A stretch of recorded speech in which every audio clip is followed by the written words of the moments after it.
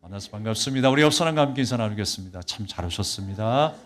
당신을 사랑하고 축복합니다. 오늘도 동일한 하나님의 크신 은혜가 여러분 위에 가득하기를 주님의 이름으로 축복합니다. 여러분 자유하시고 평안하십시오. 죽은 자들 가운데서 일어나라 라는 말씀의 제목으로 은혜를 나누도록 하겠습니다. 안타까운 사실이지만 요즘에 교회를 떠나는 MZ세대들이 많이 있대요. 그 원인이 뭘까? 인터뷰로 조사를 해보니까 권위적인 목회자에 대한 불만이 있었고요. 두 번째로는 지나친 헌신에 대한 강요가 있었대요.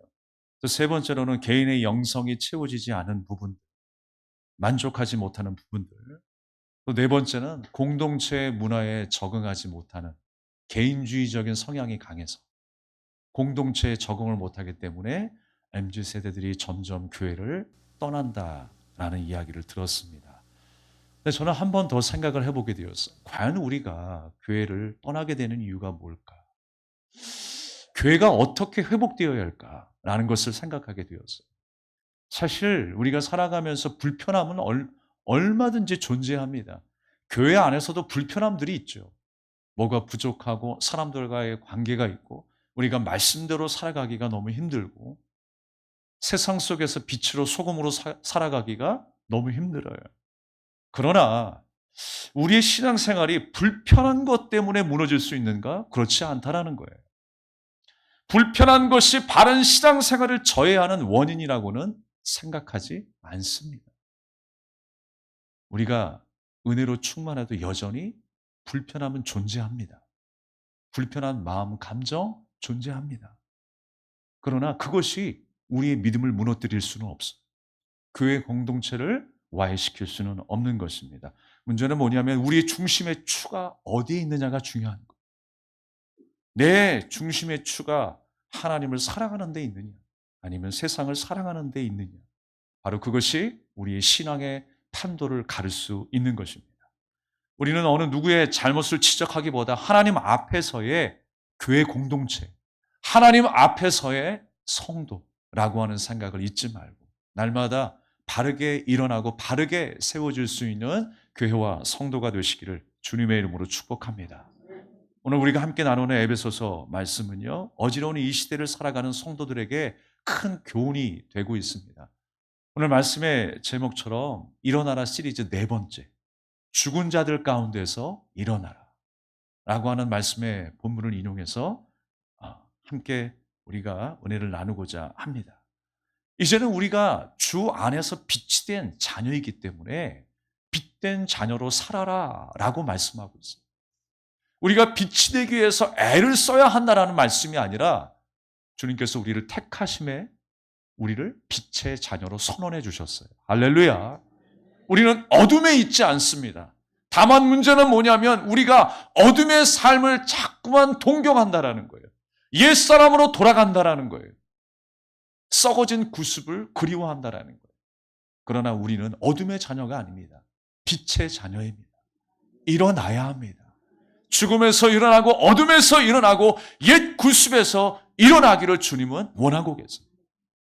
이 세대를 본받지 말고 아까 전에 집사님이 기도해 주셨던 것처럼 이 세대를 본받지 말고 하나님의 뜻이 무엇인가를 잘 분별하라 라고 했어요. 하나님의 뜻을 분별하며 살아갈 때에 그 성도를 통하여 하나님은 놀라운 역사를 일으키십니다. 하나님의 뜻을 잘 분별하는 교회가 될 때에 하나님께서는 이 교회를 통하여 역사를 일으키십니다. 우리가 이 시대에 어떻게 살아가야 할까? 성도로서 어떤 신앙생활을 해야 할까? 그것을 에베소서 말씀은 잘 가르쳐주고 있어요. 참된 교회의 모습으로 참된 성도의 모습으로 살아가야 할 것을 우리에게 말씀하고 있는 것입니다. 그래서 교회와 가정과 사회에 어떤 영향력을 끼칠 것인가? 참된 그리스도인의 삶을 우리에게 소개하고 있는 것입니다. 결론부터 말씀드리자면 우리는 하나님과 가까이 하는 삶, 하나님과 연합하는 삶을 통해서 회복할 수 있음을 말씀하고 있어요. 그 어둠의 삶이란 과연 무엇일까요? 과거의 구습이란 과연 무엇일까요? 성경적인 표현으로는 그것이 음행이고요. 온갖 더러운 것이고요. 탐욕이다라고 말씀하고 있어요. 그런데 그런 일들이 언제 벌어지냐면 하나님과 멀어질 때 벌어지는 거예요. 하나님보다 더 세상을 사랑할 때 벌어지는 거예요. 내 만족과 자랑과 내 자존심과 내 욕심을 위하여 살아갈 때에 그런 음행과 온갖 더러움과 탐욕의 일들이 내 안에 벌어지는 거예요.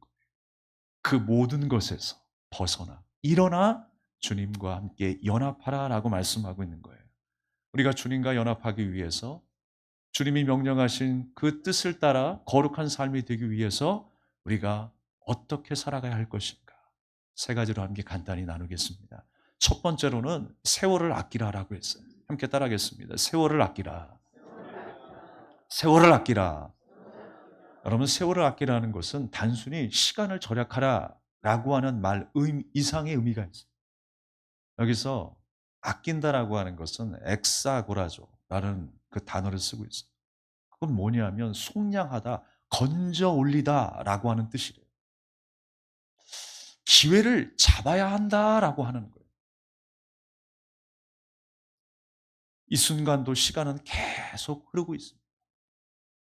우리가 수십 년간 신앙생활을 했을지라도 한 번이라도 하나님께 향한 우리의 심장이 뜨거워져 본 적이 있는가? 하나님의 은혜 앞에 눈물을 흘려본 적이 있는가? 여러분, 그 시간을 다시 한번 끌어올리셔야 합니다. 하나님을 죽도록 사랑하는 마음이 있었는가? 하나님께서 우리에게 베풀어 주신 그 사랑으로 이웃을 내 몸과 같이 사랑한 적이 있었는가? 주님 앞에 기쁨으로 자원하는 심령으로 쓰임받았던 시간들이 있었는가? 여러분에게 그런 시간들이 있었습니까? 이제는 그 시간들을 끌어올리셔야 돼요. 그게 세월을 아끼는 거예요. 그냥 시간만 보내는 것이 아니라 연수만 흘러가는 것이 아니라 직분만 받은 것이 아니라 하나님과의 깊고 은밀한 그 연합의 교제가 계속 이루어지는 거예요. 하나님의 은혜로 말미암아 가슴이 뜨거워지고 그 가슴으로 섬겨도 나가고 이웃을 섬기기도 하고 주님의 말씀에 더 가까이 나가는 삶, 바로 그 삶이 우물에서 물을 길어 올리는 것처럼 세월을 아끼며 하나님과의 은혜의 시간들을 길어 올리는 시간이 되는 줄로 믿습니다. 그래서 이 시간은요, 객관적인 이 숫자적인 시간이 아니라 성경에서 말씀하는 이 세월이라고 하는 시간은 주관적인 시간을 의미하는 거예요. 하나님과 나와의 긴밀한 시간, 소중한 시간, 그 주관적인 시간을 의미하고 있는 것입니다. 우리가 신앙생활하면서 경험하는 모든 일들 가운데에 잘 관리할 수 있는 시간이라는 거예요. 내 인생 가운데 더 크고 더 가치 있고 더 소중한 시간이 무엇인가? 그것을 분별해내는 시간이에요. 그래서 더 하나님의 말씀, 하나님의 뜻 가운데 가까이 나가는 시간이라고 하는 거예요. 우리는 주님과 만나는 특별한 시간이 필요합니다. 그리고 주님을 가까이 함으로 주님의 꿈과 권능과 그 인격이 나의 인격과 나의 삶의 능력으로 나타나야 할 줄로 믿습니다. 여러분의 삶 속에 그런 하나님의 성품과 능력이 나타날 수 있기를 축원합니다. 사람이 사는 이유는요, 그냥 호흡만 연장하는 게 아니에요. 먹고 사는 데에만 목적이 있는 게 아니에요. 간신히 살아내기 위해서 근근히 살아가는 게 아니에요. 하나님께서 우리를 지으신 이유가 있어요. 하나님께서 나를 부르신 이유가 있어요. 주님의 영광을 위하여 나를 불러주셨어요. 주님의 택하신 하나님의 자녀로, 빛된 자녀로 불러주셨어요. 우리는 어둠의 자녀가 아니에요. 빛된 자녀로 부르심을 받았어요. 그래서 하나님의 영광된 모든 일들 위해 쓰시기 위하여 나를 연단해 나가시는 줄로 믿습니다.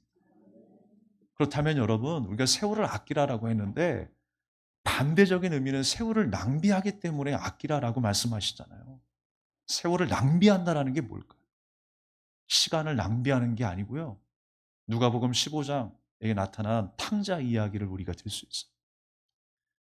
탕자가 아버지의 재산을 받아서 아버지를 떠나 세상으로 나갑니다. 그리고 세상에서 허랑방탕한 인생 속에 그 아버지의 재산을 다 탕진해버려요. 사실 돈을 탕진한 것도 잘못하고 한 것이고 세상에서 허랑방탕한 인생을 사는 것도 잘못이지만 근본적인 문제가 있어요. 근본적인 문제가 뭘까요? 탕자의 가장 큰 죄는 무엇일까요? 아버지의 품을 떠났다라는 거예요. 아버지의 품을 떠났다. 이건요, 뭐 결혼해서 분가했다 그런 의미가 아니에요. 아니, 성숙해가지고 결혼해가지고 분가해서 나가면 얼마나 좋습니까? 근데 그런 의미가 아니에요. 아버지 품에, 아버지의 말씀에 다스림을 받아야 될 성도가 하나님의 말씀을 떠났다라는 거예요. 이제 더 이상 나는 하나님의 말씀에 간섭 아래 살아가기 싫습니다. 내 뜻대로 내 주관대로 살아가고 싶습니다. 그게 낭비하는 인생이라. 그것을 돈으로 탕진하며 허랑방탕한 생활을 하는 그 탕자의 모습으로 우리에게 보여주고 있는 거예요. 여러분, 하나님의 품을 떠난 인생은 낭비하는 인생입니다. 하나님으로부터 멀어진 우리의 마음, 낭비하는 시간이에요. 우리가 세상의 어둠 속에서 방황하지 말고 어떤 어려운 문제를 만났습니까? 우리 마음이 곤고한 가운데 있습니까? 하나님을 찾으십시오. 우리는 주님의 빛된 자녀입니다. 주님께서 우리에게 허락하신 그 은혜를 누리며 주님과 연합하는 삶 속에 하나님의 능력이 나의 능력이 되는 삶이 되기를 주님의 이름으로 축복합니다. 그래서 우리는 은혜의 지배 아래 살아야 돼요. 자신이 쟁취한 어떤 힘이나 그 돈의 지배 가운데 살아가는 것이 아니라 빛 대신 하나님, 그 빛 대신 하나님과 연합하여 살아야 하는 것입니다. 이 빛의 열매라고 하는 것, 오늘 읽진 않았지만 9절 말씀에 보면 빛의 열매는 모든 착함과 의로움과 진실함에 있다라고 했어요. 여러분, 우리를 빛된 자녀로 선언해 주셨는데 그 빛된 열매를 누리기 위해서는 우리가 어떻게 해야 하는가? 주님과 꼭 붙어 있어야 하는 거예요. 나 스스로는요, 열매를 맺을 수가 없어요. 과실을 맺을 수가 없어요.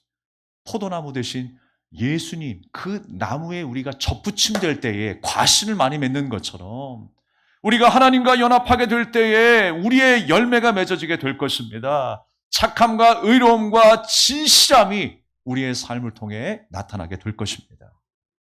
주님과 연합해야 한다는 거예요. 주님과 붙어 있어야 한다는 것입니다. 사랑하는 여러분, 여러분에게 있어서 가장 의미 있던 시간은 언제였나요? 그 시간 그 이상으로 더 뜨겁게 하나님을 찬양하고 뜨겁게 하나님 앞에 충성하며 헌신하는 그 시간들로 채우시는, 그렇게 기회를 잡고 끌어올릴 수 있는 여러분 될 수 있기를 주님의 이름으로 축복합니다. 그것이 바로 세월을 아끼는 거예요. 주님을 가까이 하는 것. 두 번째로 주님이 우리에게 이 시대에 요구하시는 그 모습은 어떤 모습입니까? 술 취하지 말라라고 했어요. 여기서 이 술 취하지 말라는 것은 단순히 술 먹지 말라는 얘기가 아니에요. 아, 취하지만 않으면 되니까 적당히 먹으면 되겠지. 뭐 그런 의미도 아니에요. 보다 중요한 의미는 무엇이냐? 성령으로 충만하라라고 하는 거예요. 술을 대동해서 이야기하는 것은 어떤 통제 속에 어떤 지배 아래에 있는 삶을 우리에게 말씀하는 겁니다. 우리가 세상에 취해 있을 것이 아니라 세상의 욕망과 탐욕 속에 취해 살아가는 것이 아니라 하나님의 말씀과 그 은혜의 지배 속에 살아가기를 원하시는 거예요. 성령께서 성도의 마음과 삶을 온전히 이끌어 가시도록 내 삶의 주권을 하나님 앞에 내어드리는 삶, 그것이 바로 성령 충만한 삶인 것입니다. 당시 그 헬라인들의 모습을 보면 그들은 자꾸 신을 만들어내요. 사람의 손으로 신을 만들어내요. 예, 무슨 신이 있어. 특별히 바카스라고 하는 신을 섬겼어요. 바카스. 여러분들이 아주 좋아하는 자연강장제, 그 음료 바카스가 여기서 나왔어요. 그리스의 신 중에 하나예요. 그러니까 바카스 신에게 제사를 드리면서 어떤 마음과 어떤 소망이 있었냐면 쾌락을 즐기고 근심에서 해방되고 신비한 지식을 얻기 위해서 술에 취해 있는 거예요. 그렇게 술에 취해서 바카스 신을 부르면 우리의 삶이 만족이 있고 기쁨이 있을 것이다 라고 믿었던 거예요. 그래서 그 신전 앞에서 현란한 춤과 노래와 음주로 황홀경에 빠져 있었어요. 그런데 그 모습을 이스라엘 백성들이 닮아가려고 하는 거예요. 그때 바울이 경계하면서 백성들에게 말씀을 전하고 있는 것입니다. 이 세대를 본받지 말라는 거예요. 어둠에 갇히지 말라는 거예요. 어둠에서 일어나 빛된 자녀로 살아가라 라고 말씀하고 있어요. 성령의 지배 아래 살아가라 라고 말씀하고 있어요. 사랑하는 여러분, 하나님의 마음으로 가득한 인생은 세상을 잘 분별할 수 있는 사람입니다. 이 시대에 분별하기가 힘든 세상 가운데 살아가고 있어요. 미혹의 영들이, 이단 사설들이 판을 치고 있는 이 세상, 나는 아니야, 나는 잘 알고 있어, 이런 사람들이 픽픽 쓰러지고 넘어가요. 여러분, 우리는 자부할 게 아무것도 없어요. 예측할 수 있는 것이 아무것도 없어요. 우리는 더 어려운 때일수록 하나님을 찾아야 합니다. 하나님을 사랑하는 일에 우리의 마음과 뜻을 다해야 합니다. 오늘날 이게 참 술 때문에 빚어지는 일들도 참 많죠. 음주운전으로 인해서 일어나는 비참한 사건이 한두 건이 아니에요. 네. 개인적으로 가끔씩 한블리라고 하는 그 프로그램이 있더라고요. 그 프로그램을 시청하다 보면 정말 끔찍한 사고들이 많이 일어나요. 근데 그 중에 대부분의 사고가 뭐냐면 음주운전. 무고한 시민들이 죽고 또 일어나지 말아야 할 일들이 벌어지는 것을 보면서 얼마나 안타까운지 모르겠어요. 또 폭언과 폭행 등 사회적으로도 무리를 빚는 일들이 참 많이 있어요. 그때마다 나오는 말이 있죠. 술이 문제다. 술을 정당화하면서도 그런 사건을 만날 때마다 술이 문제다. 다 잘 알고 있어요. 근데 내 맘대로 되지 않고 통제되지 않는 거예요. 그게 바로 오늘날 우리가 살아가고 있는 이 세상입니다. 술이 문제라고 하는 거예요. 물론 사람들은요, 술로 인해서 좋은 분위기를 연출해주고 싶어요. 연출해내고 싶어요. 또 마음을 열어준다라고 믿고 있어요. 또 자신 없는 사람들에게 용기를 가져다 주는 것이 술이다라고 믿는 사람들도 있어요. 그러나 인간의 돌발성은요, 예측할 수가 없는 거예요. 인간의 돌발성은 예측할 수가 없어요.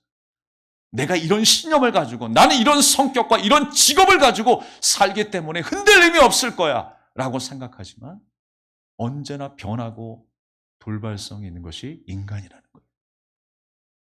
제가 인터넷 뉴스를 보면서 어젠가요? 분노 조절 치료 전문 의사가 있더라고요. 네, 미국에 계신 분인데 분노 조절 전문 치료사예요. 그런데 살인 사건이 일어났어요. 그 분노 조절 전문 의료사가 분노를 참지 못해서 자기 이웃 사람과 말다툼하다 시비가 붙어가지고 결국에는 그 이웃을 죽이고 말았어요. 자기 차 트렁크에 시체를 숨겨놓은 거예요. 그게 발각이 됐어요. 사람을 어떻게 믿어요, 여러분? 나도 나를 못 믿는데 우리는 주님의 은혜와 사랑 때문에 살아갑니다. 예측할 수 없는 돌발적인 우리의 인생. 한 치 앞도 알 수 없는 우리의 인생. 우리가 주 안에서 만났기 때문에 사랑할 수 있고 섬길 수 있어요. 주님의 십자가 은혜와 그 사랑 안에 함께 기쁨으로 화답할 수 있고요. 그 사랑을 함께 나눌 수 있는 것 아니겠습니까?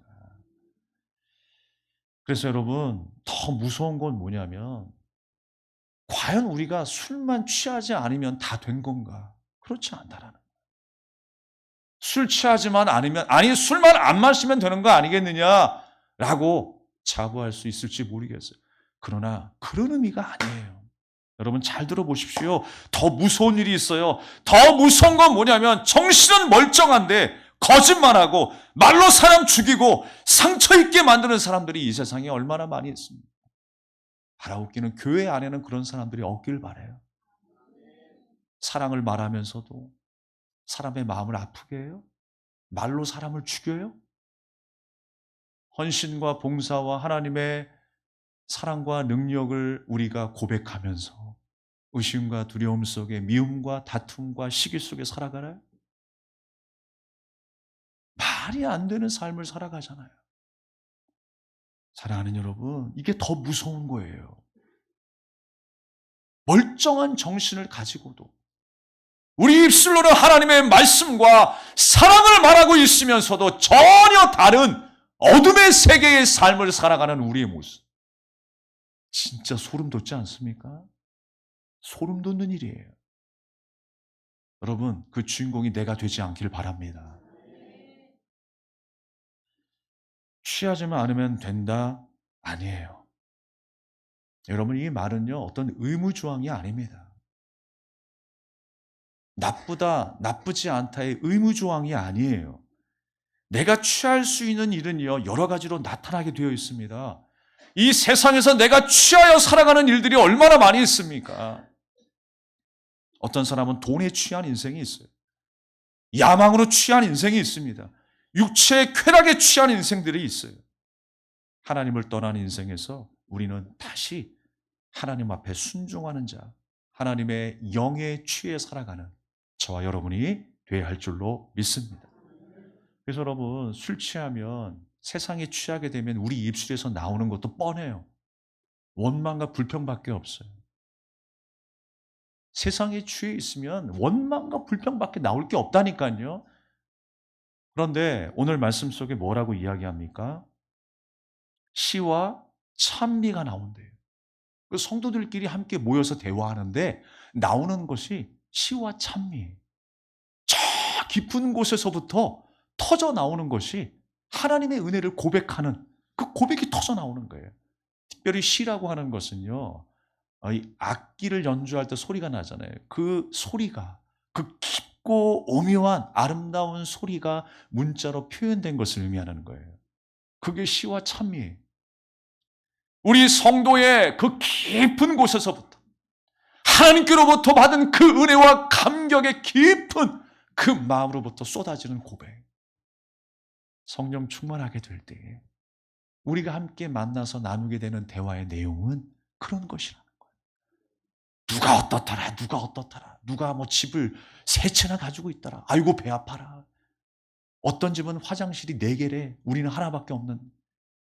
똥통 자랑해봐야 무슨 의미가 있겠습니까? 사랑하는 여러분, 하나님을 자랑하십시오. 하나님께로부터 받은 은혜를 자랑하십시오. 하나님의 하신 일들을 자랑하는 거예요. 우리가 함께 만나서 대화해야 될 대화의 내용이 그런 거 아니겠습니까? 오늘 말씀 속에 뭐라고 이야기를 해요? 시와 찬미, 19절에 시와 찬송과 신령한 노래들로 서로 화답하며 너희의 마음으로 주께 노래하며 찬송하며. 우리가 한 주간 동안에 이런 마음이 준비가 되어 있지 않은데, 전혀 내가 하나님을 찬양할 그런 감정이 준비되지 않았는데 어떻게 내가 이 전에 나와서 예배한다고 할 수 있겠습니까? 더 이상 기쁘지 않은데요? 더 이상 확신이 되지 않는데, 여전히 세상에서 가지고 있었던 의심과 두려움, 그 원망, 불평, 시기, 질투, 그 마음으로 가득한데 어떻게 내가 하나님을 온전히 예배할 수 있겠냐고. 성령으로 충만하시길 바랍니다. 주님의 은혜의 지배 속으로 다시 들어가야 돼요. 그 은혜의 지배 속으로 들어간다는 것은 내가 부인되고 오늘도 십자가의 나를 못 박는 일밖에 없어요. 그 성령의 충만한 지배 아래 살아갈 때 악한 마귀의 어둠의 권세가 물러가고 근심과 두려움이 사라지게 되며 하나님의 영광의 임재가 함께하는 승리의 삶이 될 줄로 믿습니다. 그 하나님의 뜻 가운데 살아가는 저와 여러분 되기를 주님의 이름으로 축복합니다. 그러니까 여러분, 하나님의 은혜를 고백하고 하나님의 뜻을 이야기하고 하나님의 의와 하나님의 나라를 꿈꾸는 그 마음이 얼마나 귀합니까? 그러한 대화들이 얼마나 아름답습니까, 여러분? 천국의 삶이 그런 삶 아닐까요? 날마다 만나면 누구 죽이는 얘기가 아니라 주님의 사랑과 십자가의 은혜로 나누는 그 모임과 그 공동체가 될 때에 바로 그 자리가 천국 아니겠냐고요. 하나님이 기뻐하시는 그 자리, 하나님이 임재하시는 그 자리, 그 임재하시는 예배의 현장, 그곳에 하나님의 능력과 기적이 나타날 줄로 믿습니다. 성령 충만하십시오. 마지막 세 번째로는 범사에 감사라라는 거였어요. 범사에 감사. 항상 감사라는 것이죠. 예, 감사라라고 하는 유카리테스, 예, 유카리스테오라고 하는 말 속에는요, 은혜라고 하는 말이 담겨 있어요. 감사는 은혜를 아는 자가 감사.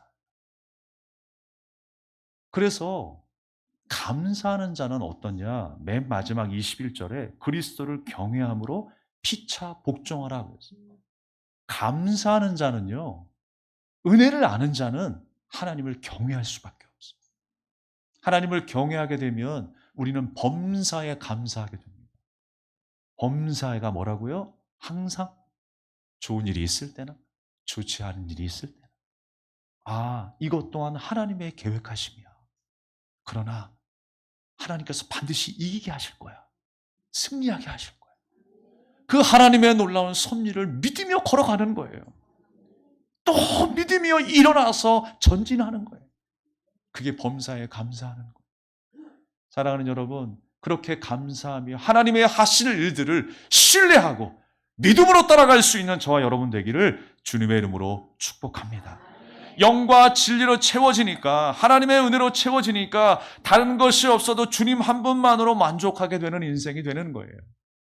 사마리아 여인을 보십시오. 우물가에 물을 기르면서 목말라하는 인생 아니었습니까? 남편이 5이나 있었지만 그는 기뻐할 수 없는 인생을 살았어요. 그 당시에 남편이 5이었다라고 하는 것은 뭐 창녀라고 하는 의미도 있겠지만 사실 여자가 결정할 수 있는 권한이 그 당시에는 없었어요. 한마디로 무엇이냐? 버림받았다라는 거. 나를 보호하고 나를 구원해 줄 그 신랑들이 다 나를 버리고 도망갔어. 불완전한 인생. 내가 이 사람을 만나면 이제 내 인생은 보장이 되겠구나 라고 자신했지만 또 넘어지고 또 넘어지는 거예요. 불안과 초조 속에 하루하루를 그렇게 살아가는 거예요. 그런데 그때 진짜 나의 신랑이신 예수 그리스도를 만나는 거예요. 나의 참 구세주. 나에게 평안을 주실 분. 나를 어둠에서 건져내어 빛의 자녀로 살게 하실 분. 주님께서 만나주셔서 연합해 주셨어요. 그래서 이제는 과실을 많이 맺을 만큼 그 안에서 기쁨이 넘쳐나기 시작하는 거예요. 생수의 강이 흐르기 시작하는 거예요. 여러분, 주님과 연합하게 되면 사실 오늘 본문의 말씀 이전에 하나님과의 연합에 대한 말씀이 계속 나오고 있어요. 오늘 시간상 본문을 다 읽진 않았지만 그렇게 우리의 연합된 삶, 하나님을 가까이 하는 삶은 아름다운 열매의 결실을 맺는다는 거예요. 여러분, 그 열매가 우리에게 맺어질 때에 우리는 그 어떤 것도 비교할 수 없는 기쁨을 누리며 살아갑니다. 우리가 이 대목에서 또 기대하는 건 뭐예요? 또 한 번의 기적, 또 한 번의 치유. 어떤 사람이 병이 낫고 부자가 되어서 기적을 체험했더라. 이런 기사 아니겠습니까? 그런데 사마리아 여인이 예수님을 만나고 어디로 들어갔어요? 마을로 내려갔어요. 육으로는 아무 일도 일어나지 않았어요. 그런데 마을로 내려갔어요. 자기가 소중하게 여겼던 그 물동이를 버려두고 내가 만난 예수님을 전하기 시작하는 거예요. 할렐루야. 내가 만난 예수님을 전하기 시작했어요. 전하지 않고는 견딜 수 없는 마음. 그 사랑과 은혜가 너무나 감사했어요. 눈과 귀를 열어주신 예수 그리스도. 그래서 내가 섬겨야 될 예배의 대상이 누구이시고 또한 내가 무엇을 위해 살아가야 할지 그 삶의 목적과 의미를 분명하게 깨닫게 된 것입니다. 감사와 찬양을 하나님 앞에 올리게 되는 거예요. 사랑하는 여러분, 감사는요 꽃과 같습니다. 함께 따라하겠습니다. 감사는 꽃과 같다. 예, 꽃이 향기를 낼 때에 벌과 나비를 끌어당기게 되죠. 지네들이 그냥 오다 가다 걸린 게 아니에요. 향기를 냈기 때문에 벌과 나비가 가는 거예요. 끌어당겨요. 그래서 감사는 좋은 결과를 끌어당기게 되어 있어요. 끌어당긴다라고 하는 의미를 생각하니까 예전에 그 펌프 있잖아요. 펌프.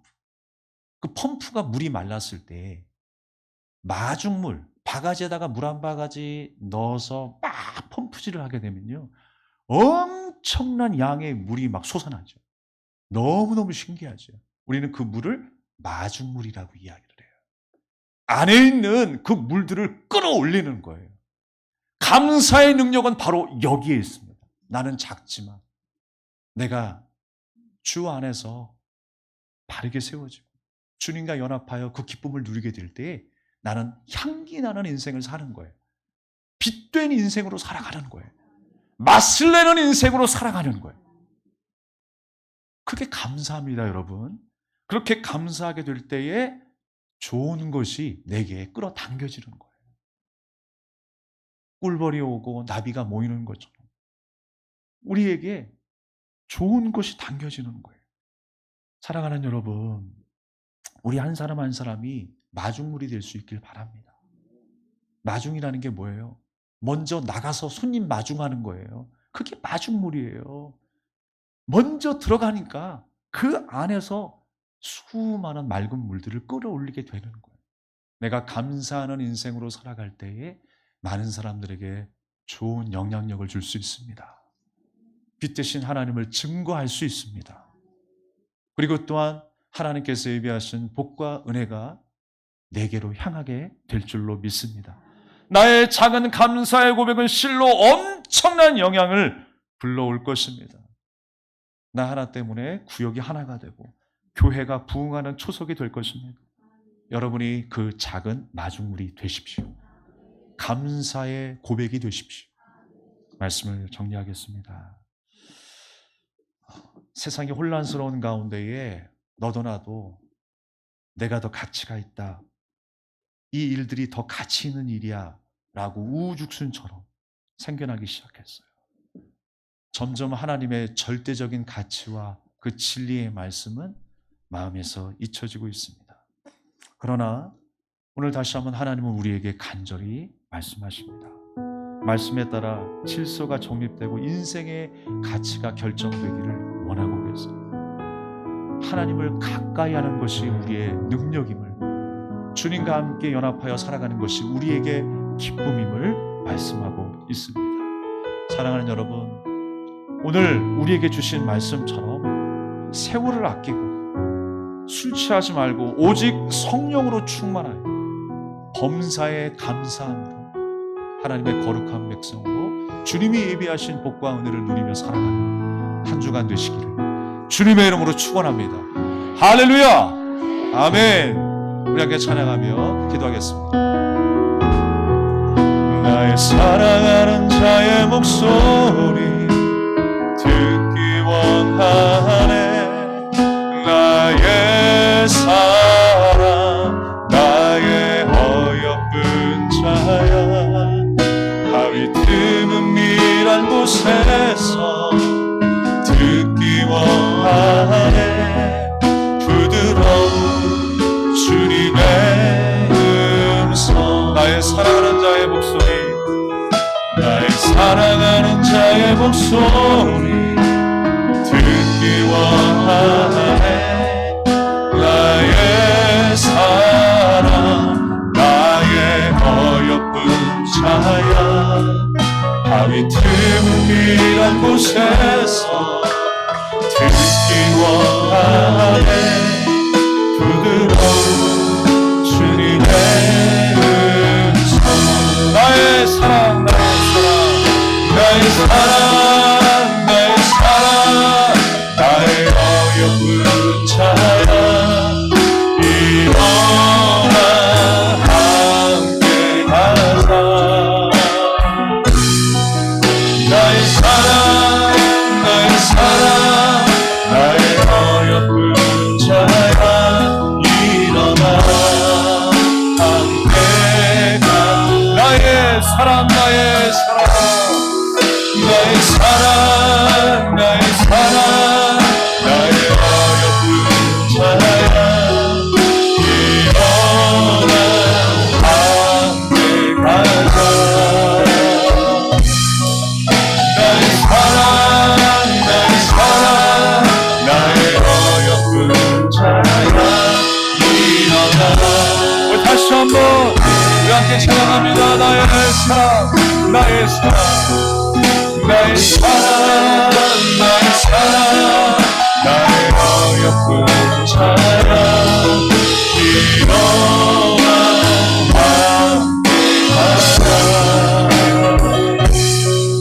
나의 사랑 나의 사랑 나의 어여쁜 자랑 일어나 함께 가자 일어나 함께 가자 일어나 함께 가자 다시 한번 일어나 함께 가자 일어나 함께 가자 아멘. 우리 주신 말씀을 기억하면서 기도하기를 원합니다. 주님이 나의 사랑 나의 어여쁜 자야 라고 말씀하세요. 우리는 주님의 빛된 자녀입니다. 주님이 함께 하시는 자녀입니다. 여러분 어떠한 곤고함 속에 있습니까? 어둠 속에서 헤매지 마시고 다시 한번 주님의 이름을 부르십시오. 주님을 간구하십시오. 찾으십시오. 오늘 하나님께서 큰 위로와 능력으로 함께 하실 줄로 믿습니다. 세월을 아껴서 하나님께서 우리에게 주신 그 은혜의 시간들을 다시 한번 끌어올리십시오. 우리가 오직 성령으로 충만하기를 원합니다. 그리고 범사에 감사하며 하나님이 하실 일들을 기대하고 주님이 예비하신 그 길을 믿음으로 따라가게 해달라고 신뢰하며 따라가게 해달라고 이 믿음으로 간절히 기도하겠습니다.